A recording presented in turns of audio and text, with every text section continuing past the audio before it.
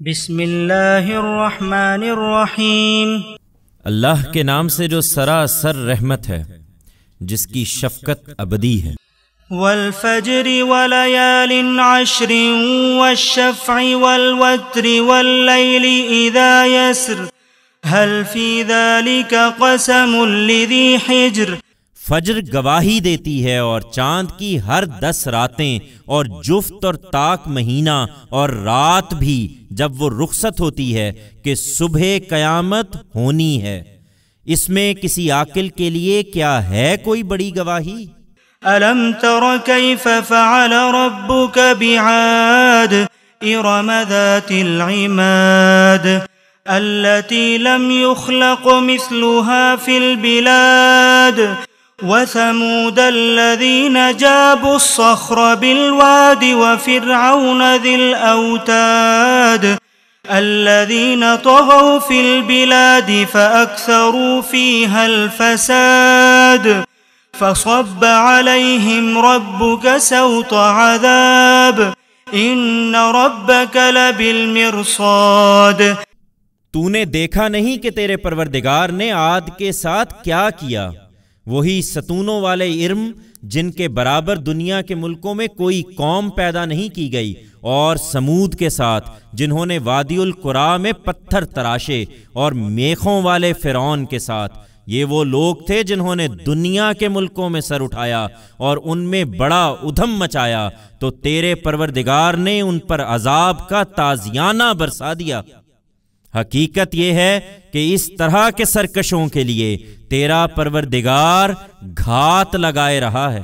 فَأَمَّا الْإِنسَانُ إِذَا مَا ابْتَلَاهُ رَبُّهُ فَأَكْرَمَهُ وَنَعَّمَهُ فَيَقُولُ رَبِّي أَكْرَمَنِ وَأَمَّا إِذَا مَا ابْتَلَاهُ فَقَدَرَ عَلَيْهِ رِزْقَهُ فَيَقُولُ رَبِّي أَهَانَنِ كلا بل لا تكرمون اليتيم ولا تحاضون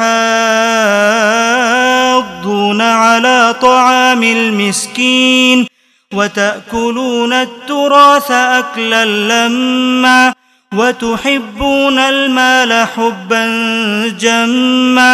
لیکن انسان کا حال یہ ہے کہ اس کا رب جب اسے آزماتا ہے اور اس کے لیے اس کو عزت بخشتا اور نعمتیں عطا فرماتا ہے تو کہتا ہے کہ میرے رب نے میری شان بڑھائی ہے، اور جب اسے آزماتا ہے اور اس کے لیے اس کی روزی اس پر تنگ کر دیتا ہے تو کہتا ہے کہ میرے رب نے مجھے ذلیل کر ڈالا۔ نہیں، یہ اس لیے نہیں ہوتا، ہرگز نہیں، بلکہ تمہیں آزمانے کے لیے ہوتا ہے۔ تمہارا حال یہ ہے کہ تم یتیم کی قدر نہیں کرتے اور مسکینوں کو کھانا کھلانے کے لیے ایک دوسرے کو نہیں ابھارتے، اور وراثت کو سمیٹ کر ہڑپ کر جاتے ہو اور مال کی محبت میں متوالے ہوئے رہتے ہو۔ كلا إذا دكت الأرض دكا دكا وجاء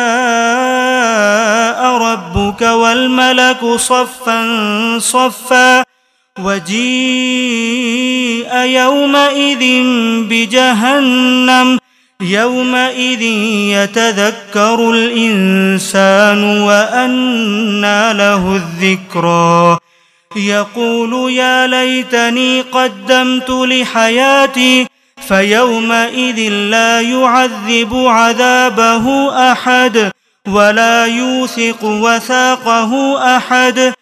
انسان سمجھتا ہے کہ وہ یوں ہی چھوڑ دیا جائے گا، ہرگز نہیں۔ جب زمین کوٹ کوٹ کر برابر کر دی جائے گی اور تیرا پروردگار جلوہ فرما ہوگا، اس طرح کے فرشتے صف در صف کھڑے ہوں گے، اور جہنم اس دن قریب لے آئی جائے گی۔ اس دن انسان سمجھے گا، پر اس کے اس سمجھنے سے کیا حاصل؟ وہ کہے گا، اے کاش میں نے اپنی زندگی کے لیے کچھ کیا ہوتا۔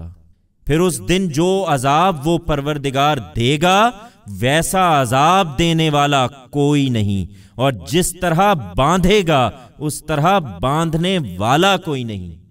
یا ایتھا النفس المطمئنہ ارجعی الی ربک راضیۃ مرضیہ فادخلی فی عبادی وادخلی جنتی۔